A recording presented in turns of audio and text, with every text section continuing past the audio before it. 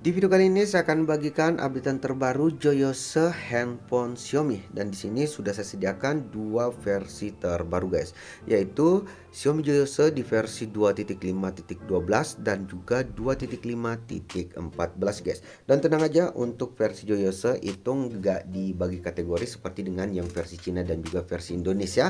Jadi semua updatean Joyose untuk khususnya handphone Xiaomi itu bisa digunakan yang versi handphone rilisan di Indonesia guys. Jadi kalian mau pilih yang mana itu nggak ada masalah. Dan di sini untuk cara downloadnya kalian bisa klik link yang ada di deskripsi. Karena di deskripsi juga saya sediakan untuk link tutorial cara download aplikasi ataupun file di channel King Tutorial guys. Jadi kalian bisa nonton kalau kalian itu kesulitan. Dan di sini untuk yang pertama, setelah kalian download, kalian install. Di sini kalian klik lagi di bagian menu pengaturan. Kalian cari aplikasi di bagian bawah. Kalian tekan aja lalu kelola aplikasi, dan di sini untuk di bar pencarian tinggal ketikkan aja Joyose kayak gini, dan itu akan langsung muncul seperti ini. Setelah itu kalian tekan, dan di sini kalian bisa hapus data ataupun hapus pembaruan. Setelah itu kalian install guys untuk Joyose versi terbarunya guys.